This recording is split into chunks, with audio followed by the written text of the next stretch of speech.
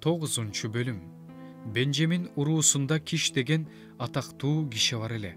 Ал Абиел уулу, Абиел Серор уулу, Серор Бехорат уулу, Бехорат Бенжаминдик Апияхтын уулу. Анын Шабул деген жаш келишимдүү уулу бар эле. Ысрайылдыктарда андан келишимдүү эч ким жок болчу. Ал узун бойлуу эле. Элдин баары анын ийининен келчү. Шабулдун атасы Киштин ургаачы эшектери жоголуп кетип, Киш өз уулу Шабулга мындай деди: "Тур, кулдардын бирин алып, эшектерди издеп кел." Алар Эпрайым тоосу менен Шалыша жеринен өтүштү, бирок табышкан жок. Шаалим жеринен өтүштү, ал жактан да таппай коюшту. Бенжамин жеринен да өтүштү, бирок таба алышкан жок.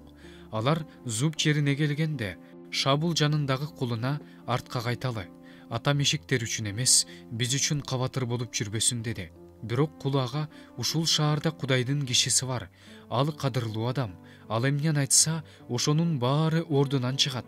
Азыр ошол жерге баралы. Балким ал бизге кайсы жол менен барууну көрсөтүп берер деди. Шабул кулуна: "Барса баралы. Бирок ал кишиге биз эмне алып барабыз? Анткени баштыгыбыздагы наныбыз түгөндү.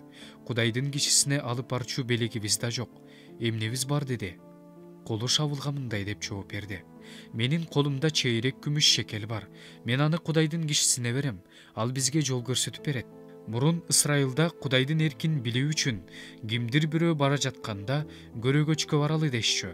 Анткени азыр пайгамбар деп аталган киши мурда көрөгөч деп аталчу. Шабул кулуна туура айтасың. Жүр баралы" деди. Анан Кудайдын кишиси жашаган шаарга жөнөштү. Алар шаарга бет алып, жогору көздөй жөнөшкөндө суу алганы чыккан кыздарга жолугуп, алардан: "Бул жерде көрөгөч барбы?" деп сурашты. Кыздар аларга мындай деп жооп беришти: "Бар, ал алдыңан чыгат. Бирок шашыл, анткени шаарга ал бүгүн келди. Себеби эл бүгүн бийик жерге чогулуп курмандык чалмак. Аны шаарга киргениңерде ал тамак жеш үчүн бийик жерге жөнөй элегинде табышыңар мүмкүн. Анткени ал келмейинче эл тамакка отурбайт, себеби ал курмандыкка бата сурайт. Андан кийин чакырылгандар тамак жей башташат. Жөнөгүлө, ага азыр жолугасыңар." Алар шаарга жөнөштү.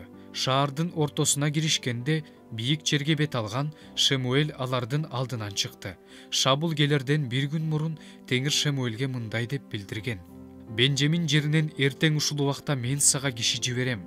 Сен аны менин элим Ысрайылга башкаруучу кылып майла. Ал менин элимди пелиштиликтердин колунан куткарат. Анткени мен элимди көрдүм. Анын боздогон үнү мага жетти." Шемуэль Шабулду көргөндө Теңир ага мындай деди: "Мен айткан киши ушул. Бул менин элимди башкарат."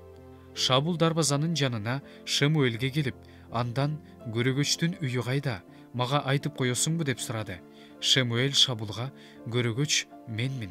Менин алдымда бас. Бийик жерге жүр. Бүгүн силер мени менен тамактанасыңар. Сени эртең менен кое берем. Жүрөгүңдөгүнүн баарын сага айтып берем. Ал эми 3 күн мурда жоголгон ургаачы эшектериңен камсанаба. Алар табылды. Ысрайылдагы баалуу нерсе кимге таандык? Сага жана атаңдын тукумуна таандык эмеспи?" Шабул ага: "Мен Ысрайылдын эң кичине уруусу Бенжаминдин уулу эмесминби? Менин үй бүлөм Бенжамин уруусундагы үй бүлөлөрдүн эң кичинекей эмеспи? Сен муну мага эмнеге айтып жатасың?" деди. Шемуэль Шабулду жана анын кулун бөлмөгө киргизди да 30га жакын чакырылган кишинин арасынан аларды биринчи орунга отургузду.